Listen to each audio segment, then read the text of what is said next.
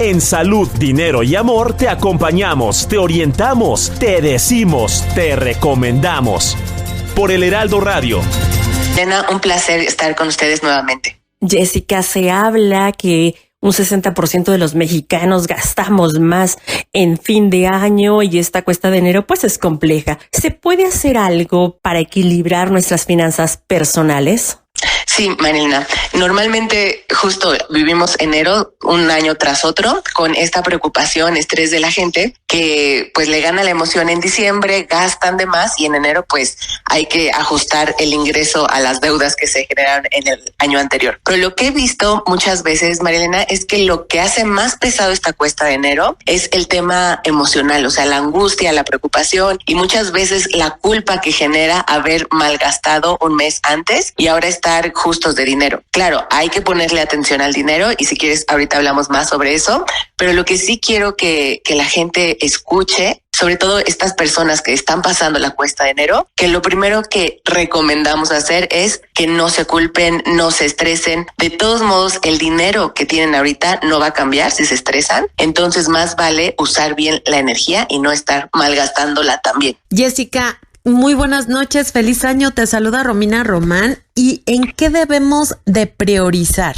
¿Qué es lo que tenemos que tomar como lo principal para cubrir y pagar en esta cuesta de enero? Sí, Romina, pues normalmente lo que yo recomiendo es llevar un presupuesto mes con mes de cuáles son tus gastos más básicos. Si hay gente que ha malgastado en diciembre, muy probablemente no tenga un presupuesto ya diseñado. Entonces, lo que recomiendo ahorita es enfocarte en los gastos básicos que mantienen tu vida, tu familia o tu negocio avanzando. Primero, cubrir esos gastos para que después, cuando venga febrero, marzo o tengas otro ingreso adicional, puedas poner en orden las deudas o lo que malgastaste en el mes anterior. Pero sí es muy importante ponerle atención al dinero, porque en enero normalmente la gente tiene menos para gastar. Entonces, si no eres intencional en elegir a dónde va cada uno de tus pesos en enero, probablemente esta cuesta la largues unos 2 o 3 meses más. Entonces, para contestar tu pregunta, Romina,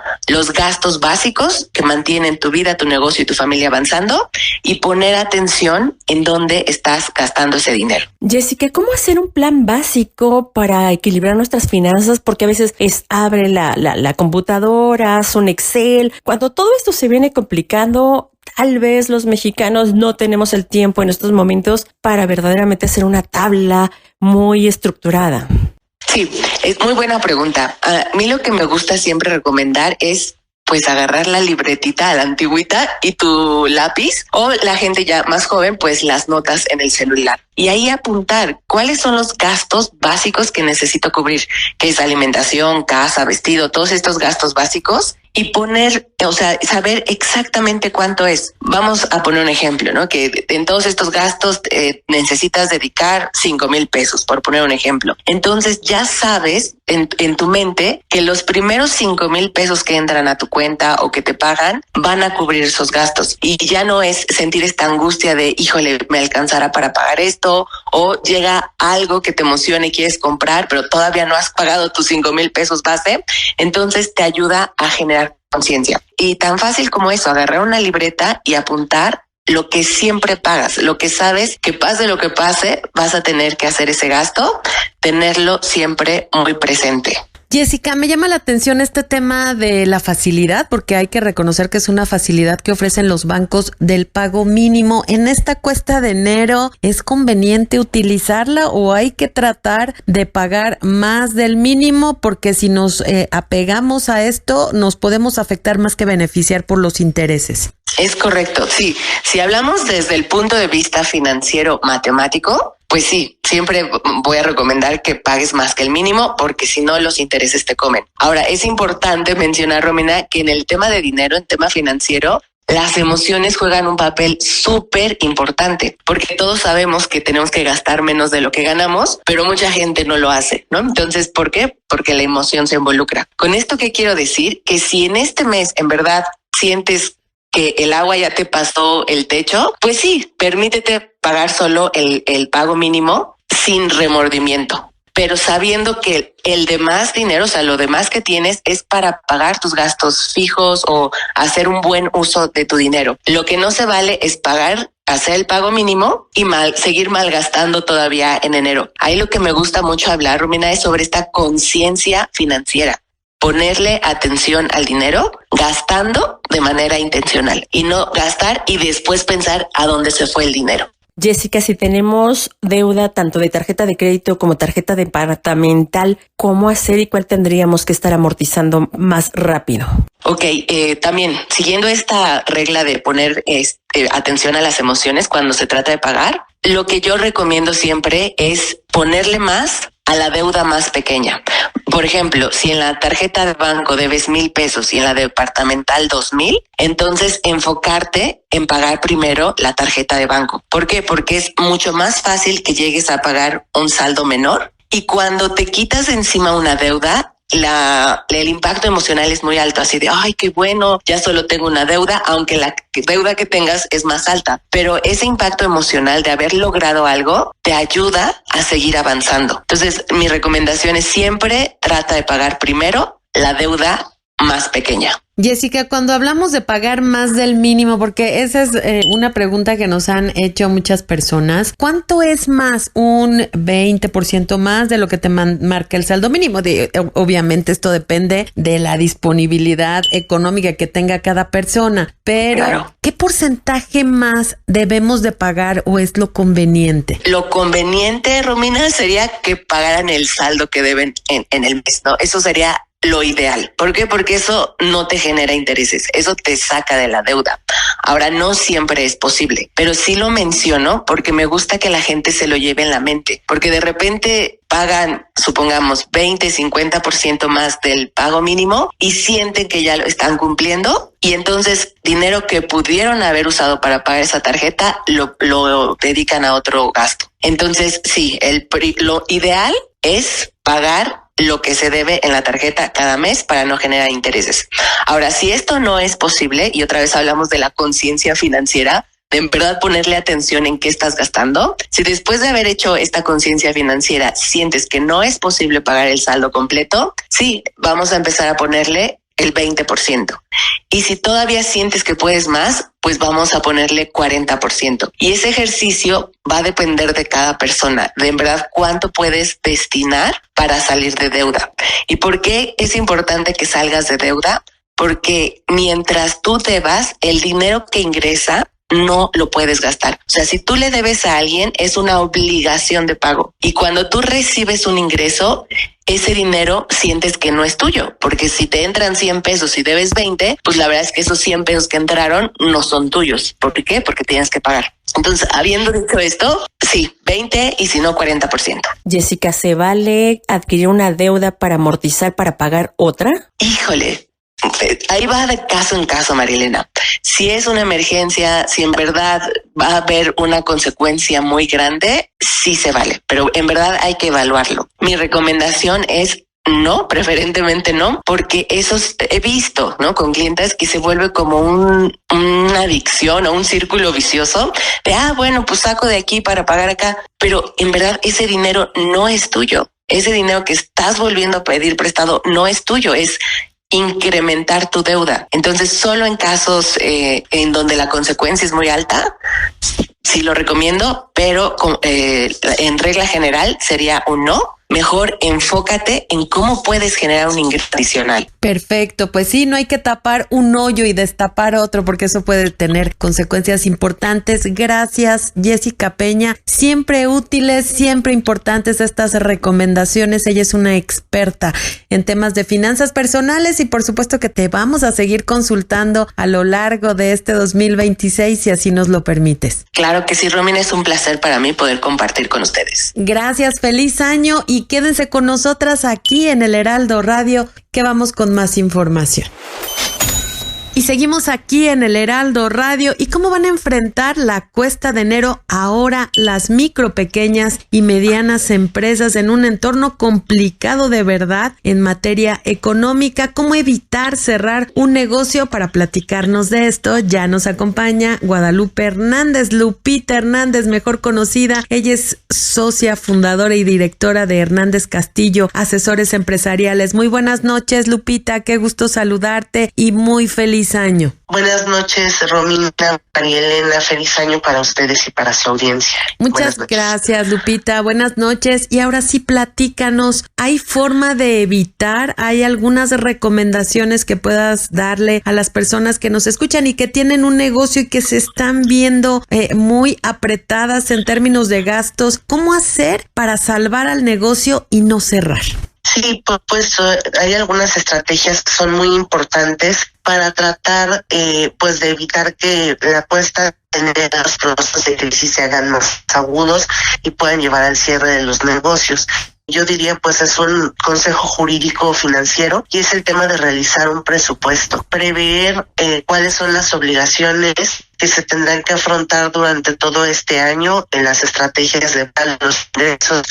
La recomendación inicial es poder realizar un presupuesto estableciendo cuáles son las obligaciones anuales de nuestro negocio, los posibles ingresos y estrategias a considerar para incrementar estos ingresos. Este presupuesto tiene que ir de la mano con varios aspectos jurídicos relevantes que muchas veces las pymes no tienen en cuenta por tema de ir resolviendo el día a día del propio negocio. El primer punto sería documentar las relaciones que tiene el negocio con sus proveedores y con sus clientes. ¿Para qué? Para establecer condiciones comerciales que puedan ser más favorables o incluso poder establecer plazos adicionales sobre relaciones jurídicas e ingresos que las pymes tengan el día de hoy. Esto mismo es recomendable con sus trabajadores y en general con todas las personas con las que puedan tener una relación jurídica. Esto, por un lado, nos va a garantizar esquemas de cobro que puedan ser mucho más fluidos, condiciones comerciales favorables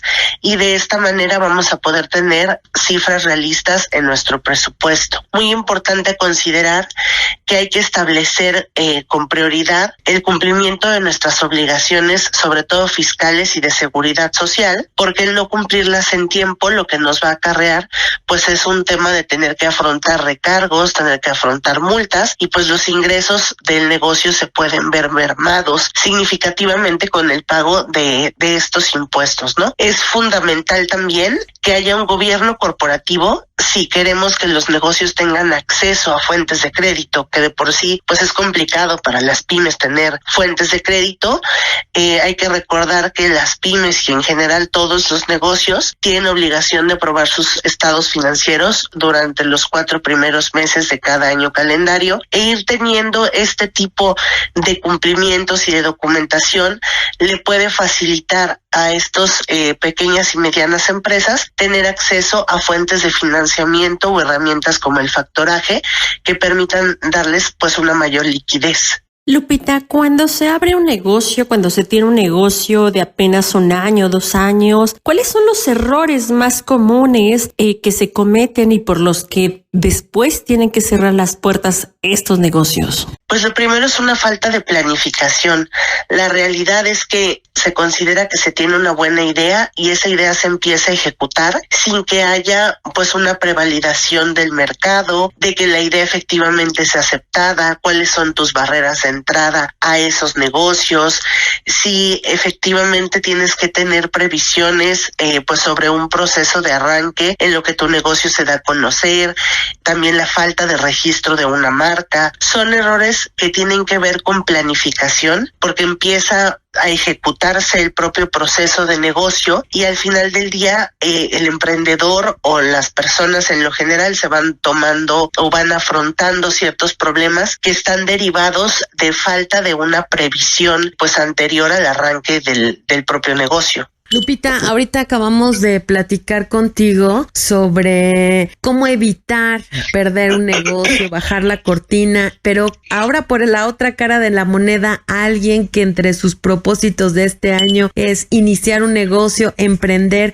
¿cómo se puede hacer? ¿Qué tan fácil es en México abrir un negocio? Pues dependiendo del mercado tienes ciertas trabas, pero lo que yo les diría es que primero justamente traten de informarse y de planificar cuál va a ser su estrategia comercial, entender si va a ser el negocio unipersonal y pueden acceder a ciertas herramientas como sociedades que incluso ya se pueden constituir en internet para negocios muy pequeños en donde existe una sola persona, pero nos dan mayor formalidad, o bien si va a ser un negocio en donde van a participar varios socios, es sumamente importante que exista un contrato o en su caso una sociedad en donde queden establecidos los derechos y obligaciones claramente desde el momento de arranque. Por supuesto es relevante saber si va a ser un negocio digital o un negocio físico, ya que en los negocios físicos pues existen diversas licencias o permisos que pueden tener que obtenerse previo a la operación. Entonces, sin duda es importante hacer primero un plan de negocio y contar con la asesoría de un contador, de un abogado que medianamente puedan pues establecer de manera muy concreta los pasos a seguir y a lo mejor allanarles el camino en los procesos o ciertos trámites que a veces son engorrosos para una persona que no tiene tanta experiencia. Lupita, hablas de un contador, de hacer un registro, pues supongo que notarial de la empresa e incluso de un abogado. A veces se consideran pues gastos al inicio que dice uno se los puede ahorrar. ¿Qué tan cierto es esto o qué tan perjudicial para el desarrollo de una empresa puede ser esto? Es una pregunta muy importante porque en ocasiones hay ahorros malentendidos, ¿no? Hay gente que dice, bueno, un amigo tiene una sociedad, le voy a copiar sus estatutos y con esos me presento al notario. Y la realidad es que cuando tú inicias tienes que establecer las bases, sobre todo si va a ser un negocio en donde invierten amigos, familiares o conocidos, en donde estén establecidas las reglas del juego sobre cómo va a operar la empresa, quién va a ser encargado de la administración. Si tú por ahorrar pues este dinero inicial decides no establecer reglas del juego claras, justamente estos procesos pueden acarrear conflictos entre los socios o problemas con autoridades por falta de cumplimiento de requisitos y trámites, y al final del día los ingresos que puedes ir obteniendo como parte de tu emprendimiento pues acabar destinándolos a resolver estos temas que de inicio no fueron previstos o incluso a que la pyme no continúe su proceso de vida. Recordemos que el 50% de las pymes muere durante los 2 primeros años de vida. El 50% de las pymes muere durante los primeros 2 años de vida. Me parece que es un dato sumamente relevante, Lupita, y ahorita están muy de moda las empresas en línea por internet. ¿Estas qué requisitos deben de cubrir a diferencia de las que están abiertas en negocio físicamente o deben de ser los mismos? No, muchas veces el tema del uso del local implica tener requisitos adicionales sobre licencias generalmente con las alcaldías o los municipios. En los negocios digitales yo les diría que es muy importante tener en cuenta cumplir con las obligaciones de protección al consumidor y también el hecho de privacidad de la información de nuestros clientes que se manejan a través de medios digitales. En el caso de ciertos negocios que tienen pues una arista sanitaria, como compraventa de alimentos, de perfumería, belleza, etcétera, sí hay que cumplir con ciertos requerimientos de COFEPRIS. Entonces, aunque los negocios digitales en principio son pues más fáciles de acceder y de primera mano pues implementar, sí es relevante estar conscientes de cuáles son las licencias o permisos que aplican al giro, porque las autoridades también tienen una revisión digital del cumplimiento pues de estas obligaciones. Pues amigos, ahí tienen pequeñas grandes recomendaciones de una abogada como Guadalupe Hernández, mejor conocida en el mundo de abogados como Lupita, socia directora del despacho Hernández Castillo, asesores empresariales. Como siempre, muchísimas gracias por tu apoyo y por supuesto todas estas recomendaciones. Gracias y muy buenas noches, Lupita. Muchas gracias a ustedes y feliz año para todos. Amigos, nosotros seguimos aquí en Salud, Dinero y Amor por el Heraldo Radio. Romina, Marielena, vamos con nuestro comentario final. El comentario final en salud. Programa contigo. Gracias, Romina, amiga, un gusto como siempre hacer esta emisión y este programa contigo, y tienes toda la razón. Qué desafortunado es este tipo de noticias cuando nos hablan que se incrementa o que se elimina cierto gravamen, cierto beneficio en temas como pólizas de seguro, pólizas en general, cuando estamos viendo un sistema de salud pública colapsado, cuando hay temas de sismos donde México es altamente sismológico, cuando vemos incendios o estallar viviendas por acumulación de gas y donde la única herramienta que podría entrar rápidamente a apoyar este país es una póliza de seguros o una póliza de vivienda o una póliza de coche o una póliza estatal. Desafortunado que se estén cancelando o que incluso se están poniendo o regresando barreras que podrían ayudar a los mexicanos en este sentido, y no solamente a los mexicanos. Esto también tiene un efecto en la economía del país. Ojalá se pueda reconsiderar este tipo de medidas porque vamos en declive. En fin, muchísimas gracias. Gracias por acompañarnos. Recuerda que el próximo jueves estamos aquí por el Heraldo Radio, 9 de la noche. En redes sociales siempre nos encuentra. Gracias por su confianza y preferencia. Y ahora sí, Martín Quirino. Dinero y amor con Romina Román y Marielena Vega. Lunes, 10 de la noche. Jueves, 9 de la noche. Sigue teniendo una excelente noche en el 98.5 de El Heraldo Radio.